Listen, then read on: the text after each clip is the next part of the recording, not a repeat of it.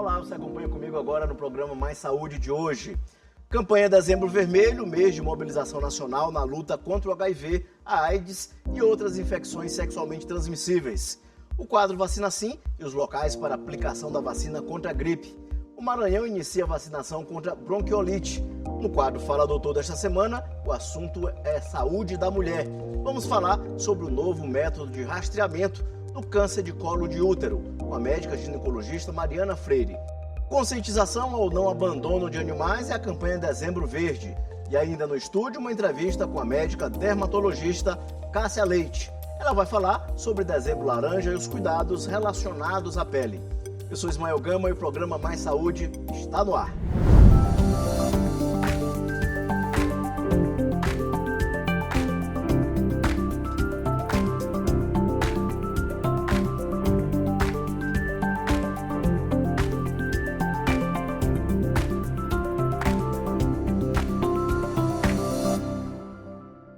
O Maranhão deu início à campanha Dezembro Vermelho, mês de mobilização nacional na luta contra o HIV, a AIDS e outras infecções sexualmente transmissíveis. Ao longo de todo o mês, o governo do estado vai intensificar ações de prevenção, testagem, orientação e, como destacou a coordenadora do Departamento Estadual de DST, AIDS e Hepatites Virais da Secretaria de Saúde. A campanha ganha relevância diante dos números. Entre 2022 e 2025, o Maranhão registrou 9.049 casos de HIV, além de mais de 3.000 diagnósticos de AIDS, quase 800 gestantes vivendo com vírus e mais de 1.400 óbitos relacionados à doença. O Dezembro Vermelho marca uma grande mobilização nacional na luta contra o vírus HIV, a AIDS e outras IST, infecções sexualmente transmissíveis, chamando a atenção para a prevenção, a assistência e a proteção dos direitos das pessoas infectadas com o HIV. E o governo do estado do Maranhão vai intensificar durante todo o mês ações de prevenção, como ressaltou a coordenadora do Departamento Estadual DST-AIDS e Hepatites Virais da Secretaria de Estado da Saúde.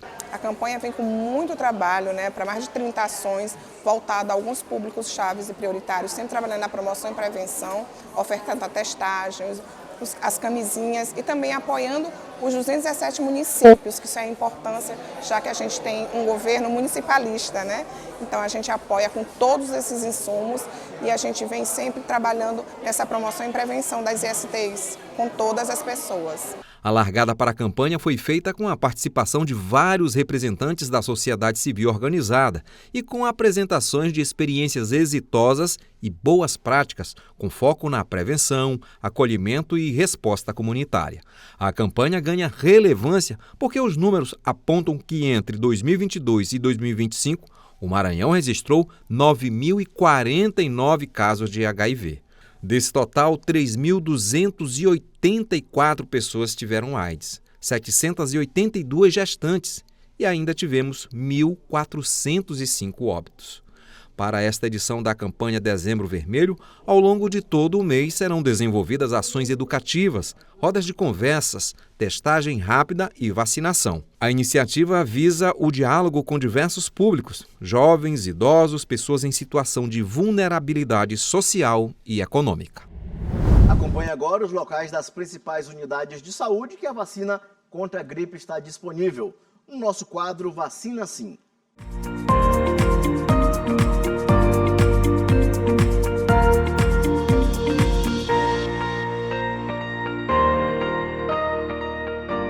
Veja agora as unidades de saúde para tomar a vacina contra a gripe. Centro de Saúde Amar, Centro de Saúde Liberdade, Centro de Saúde São Francisco, Centro de Saúde Turu, Centro de Saúde Coab Anil, Genésio Ramos Filho, Dr. José Carlos Macieira, Clodomir Pinheiro Costa, Vila Nova, Centro de Saúde São Cristóvão, Centro de Saúde Fabriciana Moraes, Centro de Saúde Santa Bárbara e Centro de Saúde Antônio Carlos Reis. E veja também o público-alvo da vacina contra a gripe. Crianças de 6 meses a menores de 6 anos de idade. Pessoas a partir de 60 anos. Gestantes e puérperas. Povos indígenas. Trabalhadores da saúde.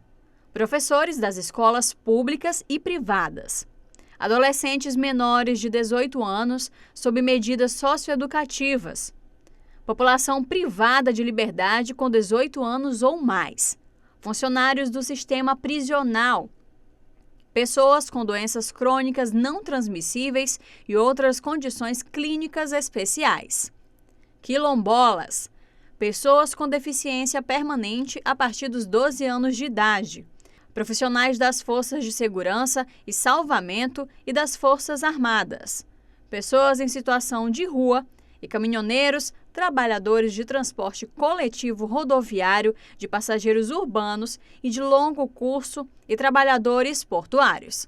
Esse foi o quadro Vacina Sim.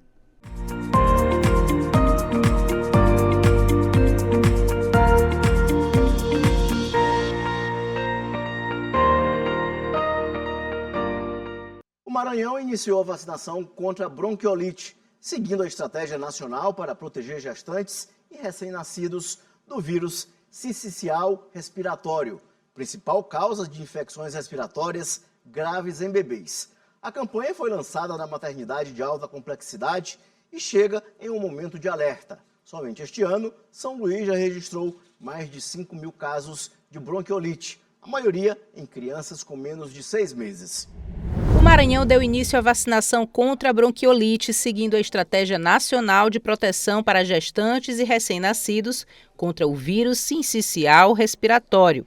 Para marcar o lançamento da campanha, a Secretaria de Estado da Saúde realizou uma ação especial na maternidade de alta complexidade. A vacina é destinada a gestantes a partir da 28ª semana e aplicada em dose única. A proteção cobre os 6 primeiros meses de vida do bebê, período de maior risco para bronquiolite e pneumonia causadas pelo vírus. As informações, os dados que a gente traz nos sistemas ministeriais é que ainda temos um número elevado, né, de crianças acometidas até os 2 anos por bronquiolite ou até a pneumonia. Então, a gente vai conseguir, por meio da imunização, reduzir, né, essa possível internação e esse óbito, garantindo essa linha de cuidado com essa criança. O Maranhão registrou um aumento nos casos de bronquiolite neste ano, especialmente entre bebês com menos de 6 meses. Um levantamento da Secretaria Municipal da Saúde aponta que somente em 2025 já foram registrados 5.540 casos de bronquiolite na capital. Por isso, a vacinação das gestantes é hoje a principal estratégia para garantir proteção desde o nascimento. Essa vacina vai acabar ajudando a prevenir, né, complicações respiratórias, internações. Então, a gente, assim como mãe, fica extremamente aliviada da gente estar tendo essa oportunidade. A gente sabe que é uma vacina extremamente cara e a gente está podendo fazer isso pelo SUS. É uma vitória, é uma conquista extremamente importante para a gente, para os nossos bebês, obviamente. Ao receber a vacina, a gestante transmite anticorpos diretamente ao bebê, reduzindo as chances de complicações respiratórias. Rafaela está com 33 semanas de gestação e sabe da importância da vacina. A mãe vive tensa e com medo de uma bronquiolite nos 2 primeiros anos do bebê. E esperei muito pela vacina. Hoje é um dia muito feliz, né? As vacinas salvam vidas. E agora meu bebê vai estar imunizado. E muito obrigada ao SUS por isso, por essa oportunidade. No quadro Fala Doutor desta semana, o assunto é saúde da mulher. Vamos falar sobre o novo método de rastreamento do câncer de colo de útero, com a médica ginecologista Mariana Freire. E quem conversa com ela é a repórter Sama Stephanie.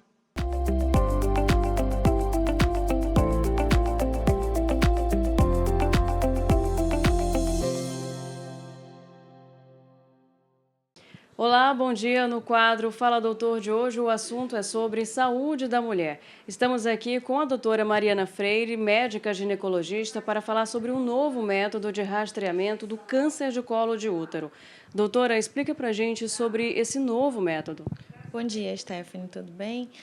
Então, a partir de 2025, houve uma mudança muito importante na nova forma de rastreio. Anteriormente, o nosso objetivo era a coleta das secreções cervicais na busca da identificação já de lesões, né, pré-malignas ou já de lesões pré-existentes, né, existentes. Hoje em dia, não. O nosso objetivo é a pesquisa do DNA HPV, que é o vírus causador do câncer do colo do útero. Ou seja, O nosso objetivo é a identificação não mais já da lesão, mas do vírus que pode determinar o surgimento dessa lesão. E esse procedimento já está disponível pelo SUS, o Sistema Único de Saúde? Sim, a partir desse ano, esse método, que é a pesquisa do DNA-HPV, ele já está sendo lançado pelo SUS, disponibilizado pelo SUS para a população alvo, que é a população entre 25 e 64 anos. Tem também a questão do intervalo, né, de rastreamento, de fazer esse novo procedimento com esse novo método. Aumentou esse período de intervalo? Então, Stephanie, aumentou sim, tá? Antigamente, a identificação da lesão fazia com que esse intervalo seja um pouco mais reduzido. Hoje, nas pacientes que não possuem o DNA-HPV para os subtipos 16 e 18, que são os subtipos oncogênicos, ou seja, aqueles que causam câncer, as pacientes que não houveram a identificação desse vírus, desse subtipo, elas podem fazer o rastreio a cada 5 anos. Agora, sobre a questão da vacinação, né? A vacinação contra o HPV, a importância dela para reduzir esses casos, né, e prevenir contra esses casos. Então, a vacina ela é de extrema importância. Pelo SUS, ela é disponibilizada para as meninas de 9 a 14 anos, mas a gente sabe que mesmo nas pacientes que já tiveram um contato com o vírus, forma-se uma proteção a mais. Então, há o benefício da vacinação para as pacientes até os 50 anos. Então, a gente reforça que mesmo os pacientes que não tiveram oportunidade de, na época, quando criança, de fazer a vacinação, que podem estar fazendo de forma, infelizmente, particular, né, já que estão fora do público-alvo, mas que ainda há benefícios para a proteção contra o câncer do colo do útero. Doutora, essa questão do HPV, né? O Ministério da Saúde, ele pontuou, né, que o HPV é a principal causa do câncer de colo de útero. Explica um pouquinho para a gente sobre a importância, né, das mulheres buscarem o atendimento à saúde antes, né, se prevenir contra esse mal. Então, com certeza, né? O vírus do HPV é o principal causador do câncer do colo do útero. E é o que eu sempre digo, todas as vezes que a gente consegue identificar uma lesão ou o próprio vírus de uma forma muito precoce, o tratamento ele acaba sendo de uma forma muito mais fácil, né? E isso impacta não só na taxa de cura, mas também de economia, né? É muito mais fácil a gente prevenir do que tratar a doença em si. Então, é isso, uma importância, né, a questão da vacinação, de buscar a prevenção. E esse foi o nosso assunto de hoje do quadro Para o Mais Saúde. Stephanie Souza, de volta para o Mais Saúde.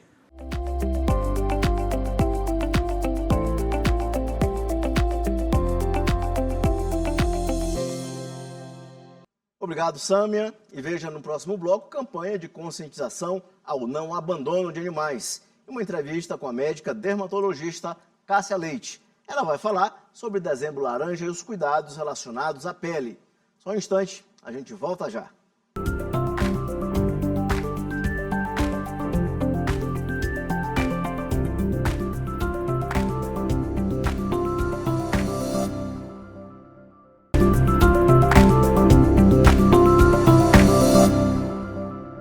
O mês de dezembro, marcado pelas festas de fim de ano, também acende um alerta importante. É justamente nesse período que cresce o número de casos de maus tratos e abandono de animais. A estimativa da Organização Mundial da Saúde é de que 30 milhões de pets estejam nessa condição no Brasil. No Maranhão, uma lei estadual institui o Dezembro Verde, iniciativa que reforça ações educativas e de conscientização para prevenir o abandono. As festividades são momentos esperados por muitos, mas para os pets a realidade é outra. Segundo a presidente da Comissão de Defesa e Proteção dos Animais da OAB Maranhão, é neste período que aumentam os casos de maus tratos e abandono de animais. Nesse período do ano, as famílias viajam e simplesmente se esquecem dos seus pets, né? Deixam os animais abandonados dentro de casa, à própria sorte, ou então, pior ainda, é uma situação quando é abandonado na rua, né? Animais que não são acostumados a viver na rua, de repente são jogados à própria sorte, expostos a todo tipo de perigo. Nas feiras e pelas ruas da cidade, não é difícil encontrar animais em situação de abandono. De acordo com os últimos dados divulgados pela Organização Mundial de Saúde, 30 milhões de animais estão nestas condições no Brasil. Por causa desse cenário, uma lei estadual de autoria do deputado Wellington do Curso instituiu no Maranhão o mês Dezembro Verde, dedicado à realização de ações educativas e de reflexão sobre o abandono de animais. A campanha prioriza principalmente a conscientização.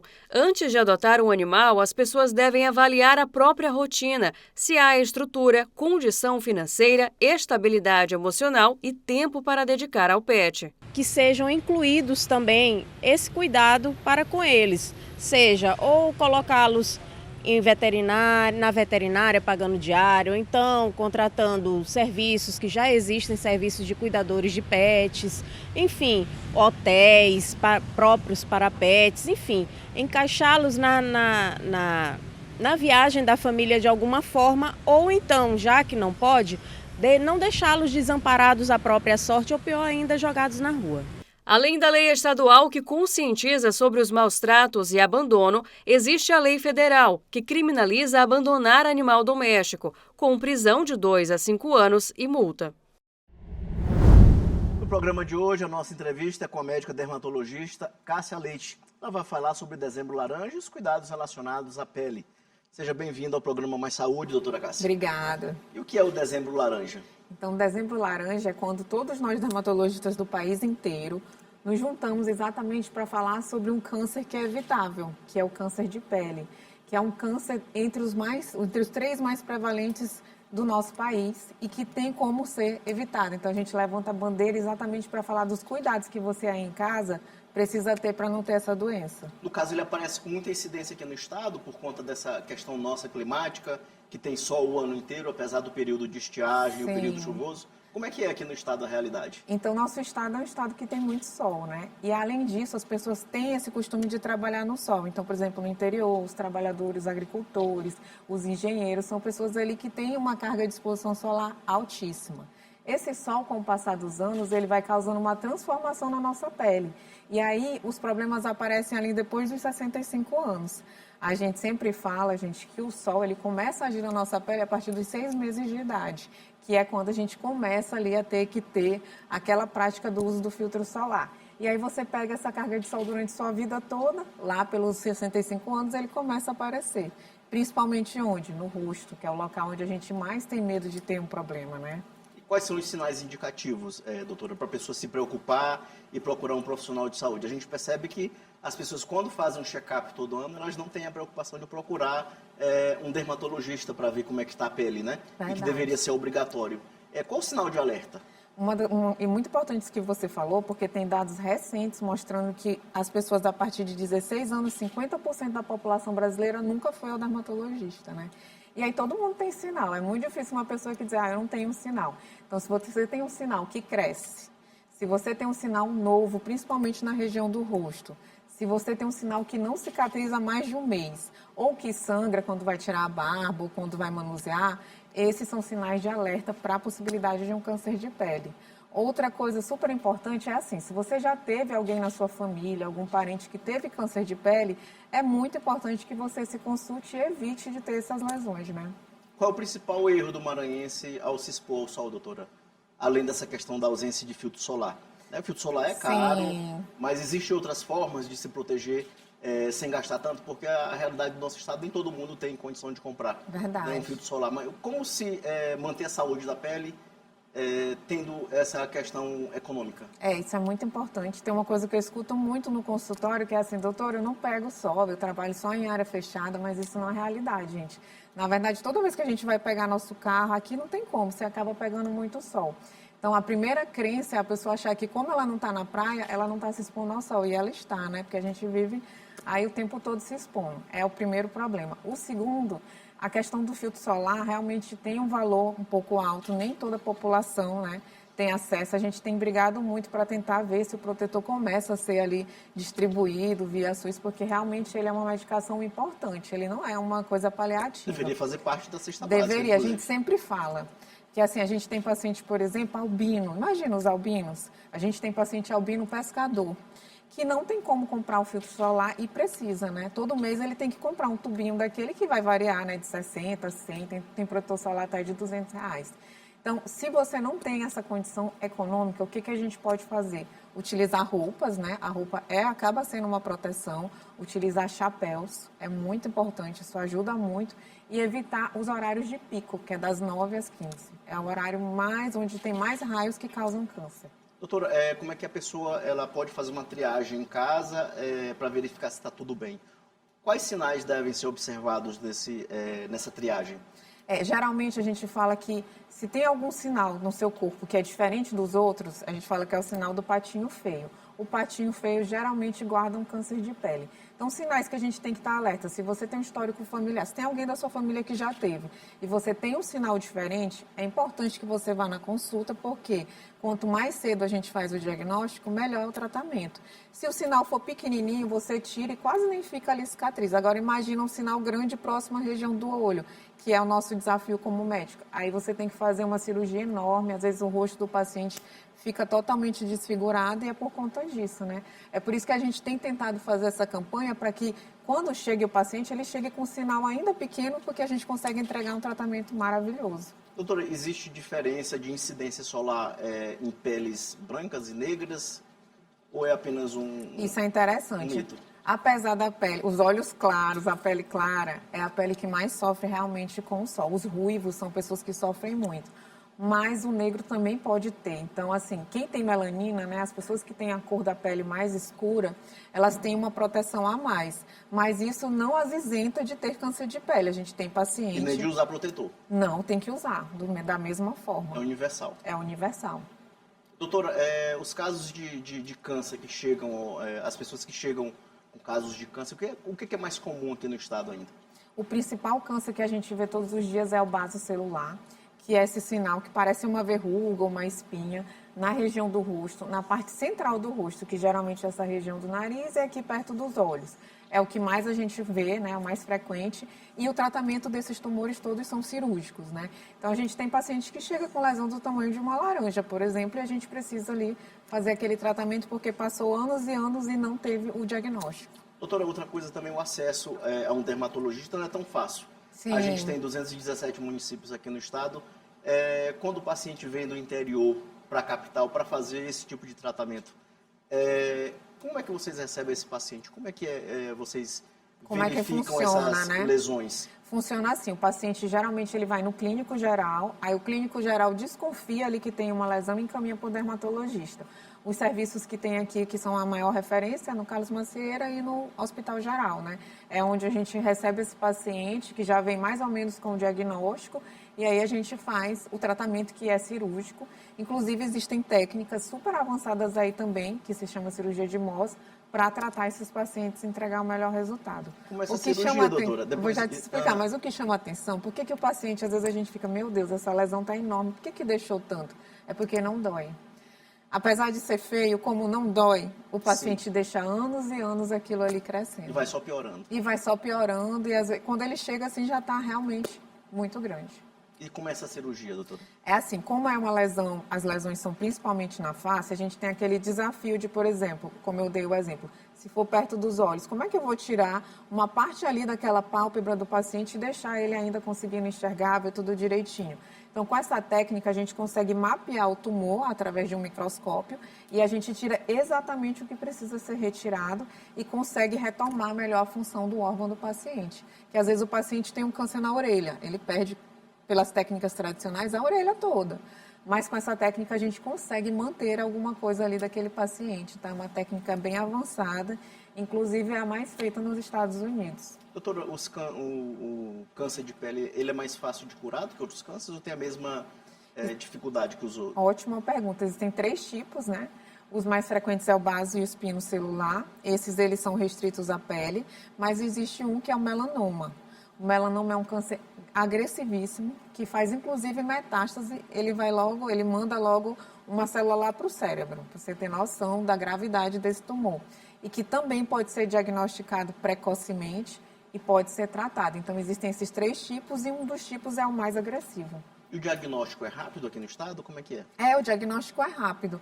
A questão muitas vezes é o paciente chegar. Às vezes ele demora para chegar, mas quando ele chega, ele consegue ter acesso aí aos tratamentos. Doutora, a gente observa, por exemplo, que existem tecidos contra os raios UV para proteger.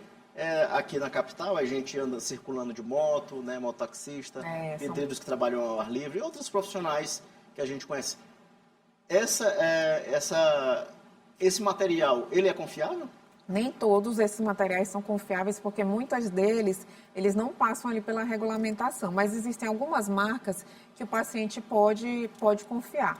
E aí o fator de proteção desses tecidos geralmente é 50, né? E eles têm uma proteção que é vitalícia. Então o paciente, se ele lavar direitinho, se não colocar na máquina, ele consegue ter aqui aquelas camisas ali por muito tempo. A gente indica muito para os nossos pacientes que são pescadores, né?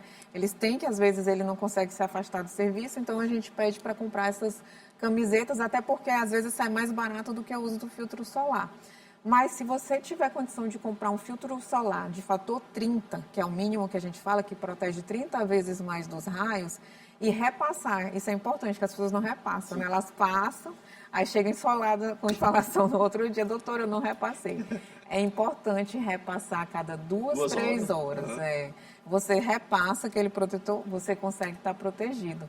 E às vezes é mais barato, porque tem uns protetores, por exemplo, fator 60, 100, são bons. Mas são mais caros, né? Se você conseguir comprar o 30 e tiver... O 30 já ajuda muito. Já resolve. Já, né? Ele resolve desde que seja repassada a cada 2 horas. O problema é o pessoal repassar. Doutora, agora uma mensagem pro pessoal de casa. O que a doutora considera como um mínimo essencial para garantir a saúde da pele?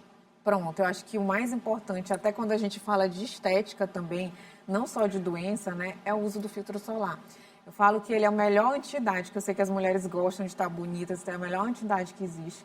Então, use o filtro solar, tenha o hábito de botar ele ali ao lado da sua pasta de dente e ele tem que ser um hábito igual a escovar os dentes. Outra coisa também, doutora, cuidado com a pele não é só em dezembro, é o ano todo. É o ano todo, exatamente.